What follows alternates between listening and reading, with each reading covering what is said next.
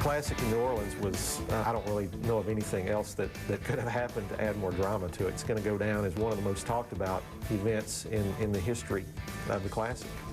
I never thought I'd be doing a fishing highlight on SportsCenter. I got my Red Bull, you know, got my war paint on, so I'm ready to go. Ike and Nelly, try the belly, go steady, break it on the floor, better make it heady. My whole theme here is just go fishing and let the fish come to me. Day 2, Gerald Swindell. I mean, he was cool until he stepped out of his boat right into his fish tank. Did he kill a fish? There is nothing like the Classic. It's the only tournament that, before blast-off, that I still have those butterflies in my stomach for.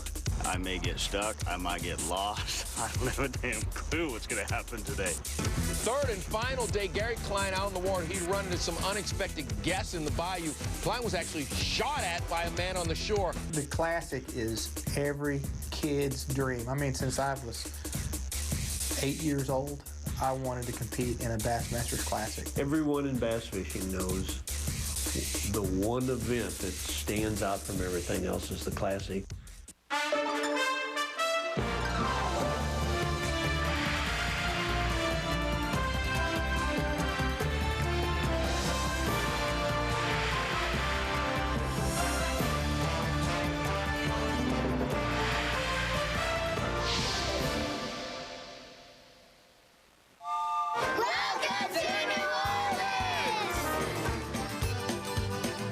We went to New Orleans, third time in 5 years, a place that has been very friendly to us. Win the Bassmasters Classic and come in for a complimentary muffaletta. You've got it all. You've got, I mean, it hosts Super Bowls, Jazz Fests, Final Fours. So to be in that crowd of other major events, to have the Citgo Bassmaster Classic, to have that forum is terrific for our sport. Everybody from 8 to 80 all over the world knows New Orleans is a giant party town. And this is fishing's biggest party. This is professional fishing's biggest party, so really it's a great match. New Orleans experiences, man. Yeah, there's a lot. Some may have been on Bourbon Street we can't talk about. Bourbon Street is a different place. Oh man, I don't know. It's a wild place. You know, you can do anything you want there, and I mean anything, and it's a fun deal. Yeah, the New Orleans is probably the classic town. The Classic in New Orleans was amazing. I mean, again, you know, you're driven into this arena, and as soon as you come in, there's camera flashes, and there's lights, and there's music. Literally rock and roll to the bone. Everything you need in a sporting event, in a competition, was unfolding on that final day. The anticipation of the final Classic day starts building 9 or 10 o'clock in the morning. When you got guys in the press corps asking, have you had the camera boats reported? Have you heard anything? Have you heard anything at all? And it just continues to grow to a crescendo, you know, come 3 o'clock or way in time. I heard a lot of buzz, something about Gary, you know, something big with Gary. And so I walked backstage real quick to go get something to drink, and I see everybody crowd around Mike. Then I see another big group of media guys pile around Gary. I'm like, what? Oh man, something's going on here.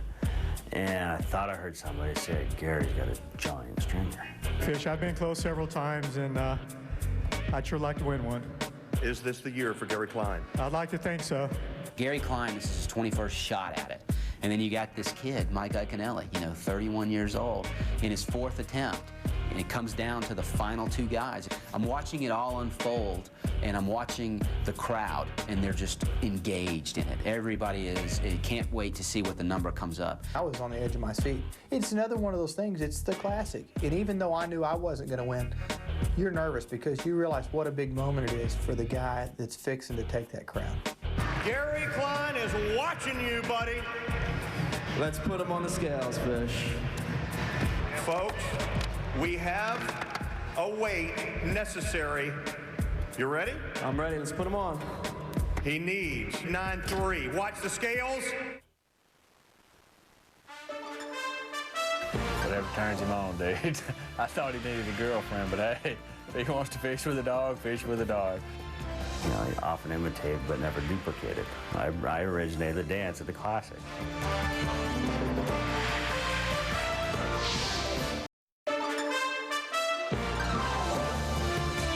Bassmaster Classic Yearbook is brought to you by Citgo. FLOWMASTER, Lorenz. I'm Ray Scott, and I'm a lifetime member of Bass.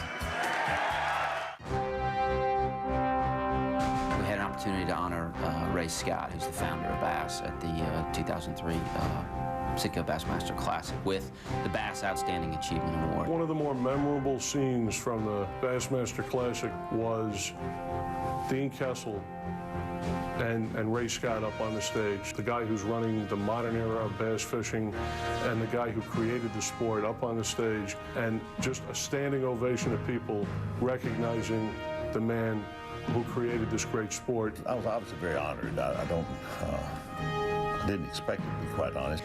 As soon as you mention his name, the crowd erupts and they stand at attention and give him the respect that he deserves. And it was very humbling to me, and I'm very proud to be able to have given him that award, because none of us would be here without him. Who else is better qualified for something like that than Ray Scott? It's because of that man that had the foresight to, to pursue a dream. Call it whatever you want to call it. And because of him wanting to do something different and do something that's never been done and out of the norm, allowed me, a 15-year-old kid that had dreams, to live them out. He knew the American mindset was just to compete. Who's better? Who can catch bigger fish? And let's take this to a competitive level. He saw that coming 35, 40 years ago. That's phenomenal vision, really, at that time, because nobody else could see it coming, but Ray saw it coming. Every professional angler owes Ray a tremendous amount of thanks. Very appreciated salute, I guess, whether I deserved it or not.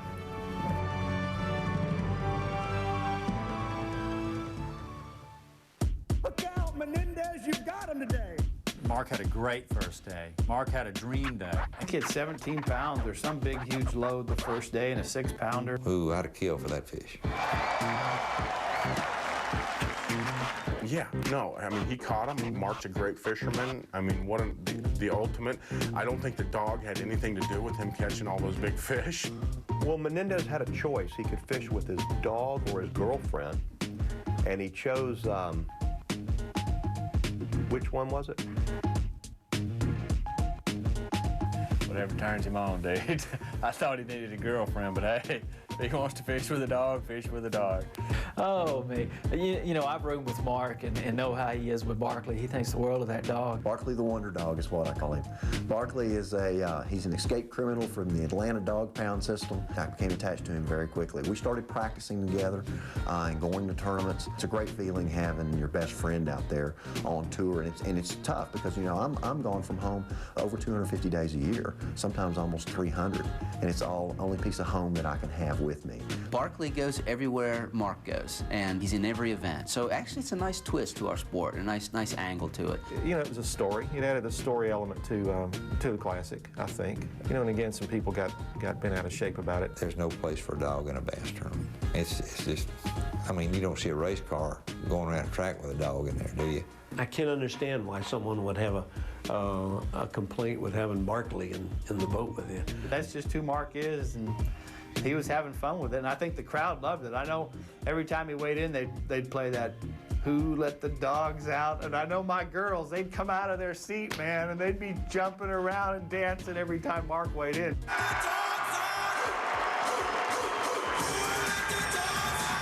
Yeah, I think it's huge exposure for him. You know, he came in with a dog and you know, did something different, and you know, attracted a lot of media, a lot of exposure. Not that we always have to have our little sticks and bass fishing.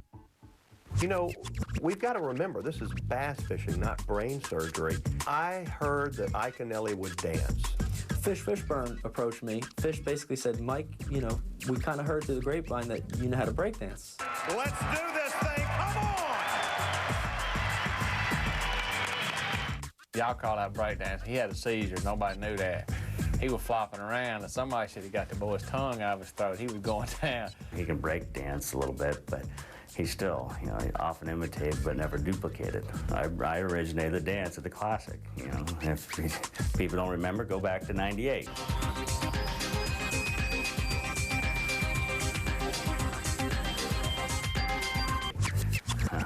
That's right, Mike. Forget it. Skeets dance, I have seen Skeets dance a lot. You know, for Skeet style, I think it's kind of neat, but it's definitely not East Coast style. Something about breakdancing, now that's an art form. Anybody can do the little gigolo moves that Skeet's got. Skeet's the man when it comes to dancing. Now, he is a little fat now, a little overweight. He don't move like he used to move, but he's still the man when it comes to dancing. Ike got a little floor game. Skeet got the whole game of dancing going down. I don't know what the deal is with Skeet and Mike. Both good friends of mine, both great anglers. But man, we all dance when we were 17 and 18. I don't know, they're 30, and I guess they're trying to stay young. What it's got to do with the bass tournament, I don't have a clue. I looked up, looked over here, and said, was that a gunshot? He was like, yeah, the guy over there just shot at us. I mean, who would have ever figured that an athlete competing in the most prestigious event of the season is going to have somebody shoot at him? Gary Klein is an awesome individual. Definitely a hero of the sport. You know, somebody, again, that from day one, from when I was 12 years old, opened that magazine, and there was Gary. You know, and I always admired Gary for his style. He's such a craftsman at what he does. He just carves everything up into little bitty pieces and just goes at it like a madman. He pitches that bait in there. He watches his line. He watches everything. You can see the process developing on every cast. And to see him with a rod and reel is really a thing of beauty. Gary is one of the most focused and intuitive fishermen I've ever met. He puts 110% into everything he does. I see a lot of pros that have a kind of standoffish attitude about how they finish and how they catch fish. He doesn't. He commits completely to it. If he doesn't do well in a tournament, he takes it to heart. From Weatherford, Texas, Gary Klein.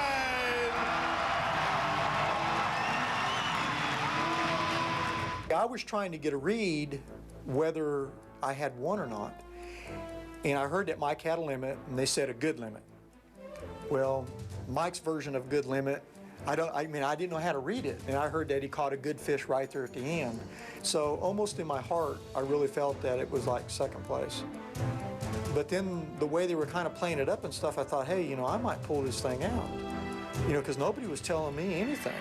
To me, I did not know that I was going to finish second until Mike put his fish on the scales. You need 9.3. Watch the scales. 10 pounds, 14 ounces. Classic champion. But up until that time, I still had hopes of winning. Gary didn't take it well coming in second. You know, I asked him, I said, you know, how's it going? He said, it sucks. And you could just tell the look in his eye, because, you know, he's been trying for so long, and this is the closest that he's come. Well, I really think that a classic victory would mean different things, for, you know, to different anglers. For me, it's a feather in the cap that I have not had yet. I want to win it.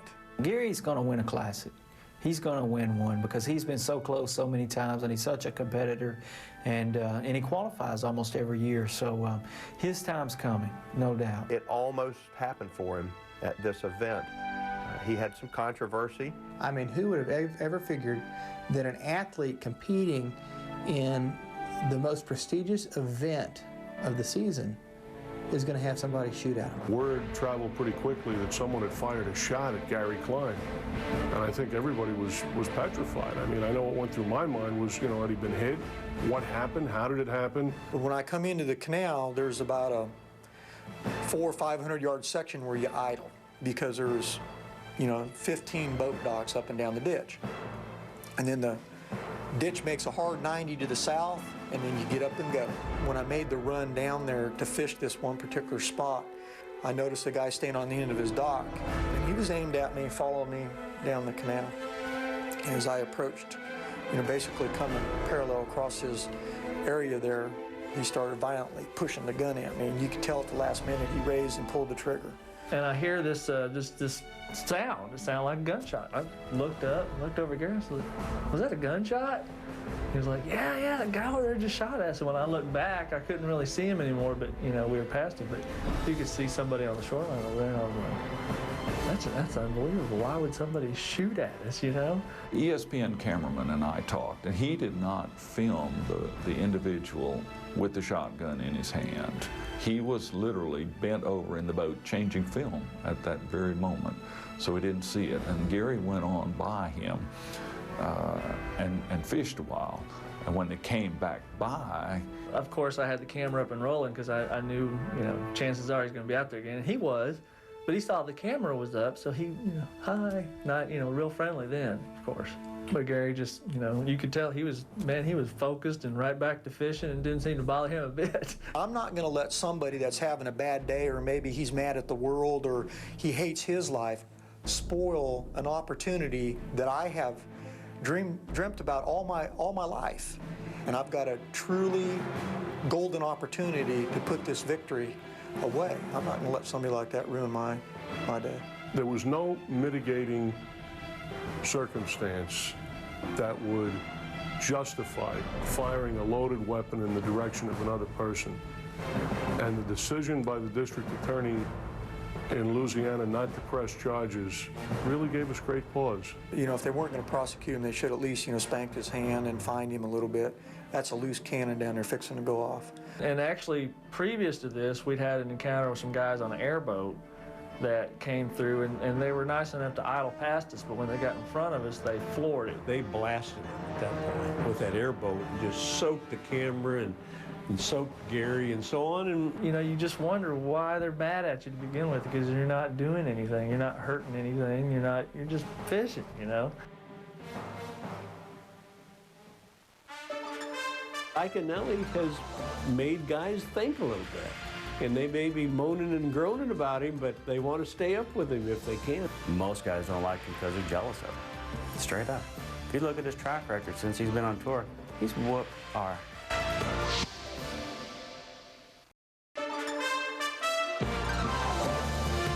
Bassmaster Classic Yearbook has been brought to you by Bush,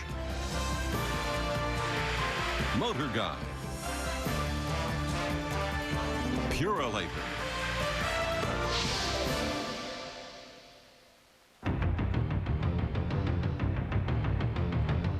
to win a Bassmaster's Classic, you basically have to have something a little special, whether it be a bait, a pattern, technique, or an area that basically you have to yourself.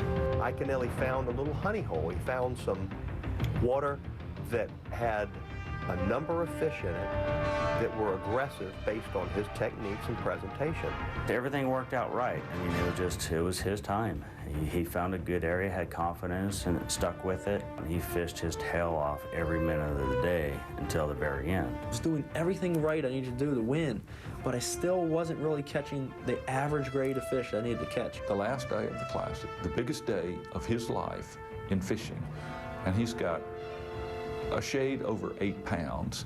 He's got Gary Klein and Davey Height right behind him. And you know, I just knew in the back of my mind the last day that I needed one more fish to win this tournament. That's what makes for great sports. I mean, the best sporting events, no matter what the sport are events or tournaments that come down to the last play or the last putt or the last cast, and that's how the 2003 Classic was. I mean, Gary Klein was the winner with 10 minutes to go, and Iaconelli pulls a rabbit out of a hat. With about 7 minutes to go before I had to leave, the strike came.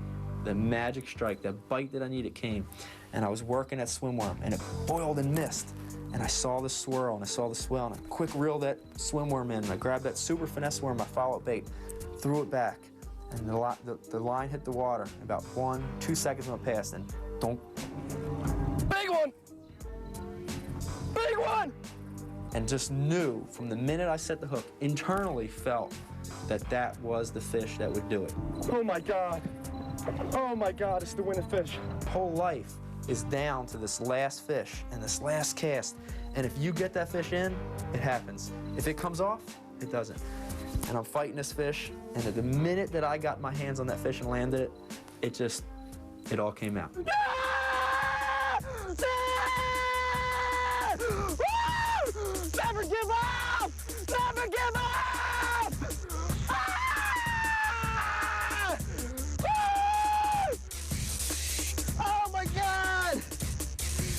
can't believe it. Never give up, never give up. I was in that boat with him when he did that.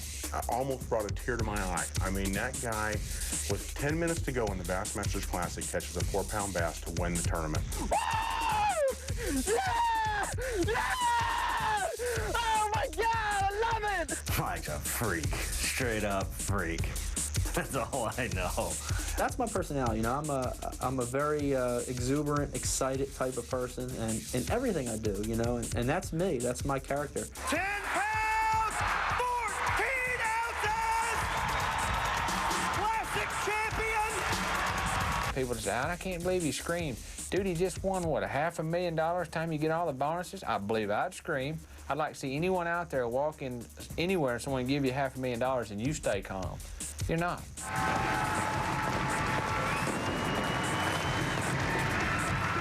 I think it's taken me a little while to understand Mike and get used to him because, yeah, there's nobody like Mike on the tour.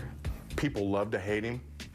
He's great for the sport. You can't beat it. I mean, that guy is helping this bass fishing. I don't care what anybody says. Most guys don't like him because they're jealous of him. Straight up. If you look at his track record since he's been on tour, he's whooped our... You know, there's negative things going on about Iaconelli because he rip-roaring out there when he catches a fish and he's just hollering and screaming. But then you start seeing the other anglers do things and keep referring back to him. The point is that Iaconelli has made guys think a little bit. And they may be moaning and groaning about him, but they want to stay up with him if they can. I'm gonna do an Iaconelli. Yeah, baby! Look at that toad. He knows that when he shakes the tree, some people aren't going to like it, but some people aren't who you worry about. You worry about the masses, and I've got news for you. This kid's got a huge fan base. If he gets kids into fishing instead of getting into other things, man, go yell and scream all you want, Mike. A lot of folks may not know this, but you already know this man. I guarantee you do. When you take a look at this next clip, you're going to say, oh, that's the guy. He feels a responsibility as classic champion to promote the sport. He feels a responsibility to bring new, fresh blood into the sport. And not only does he feel it, he's been acting on it for months now. He truly, his goal was to be a classic champion who had an impact and an influence that would be unrivaled among past classic champions. I mean, never give up. It still rings in my ears. And when there's 10 minutes to go in a bass tournament, I remember Mike Iaconelli, never give up. And that's the truth.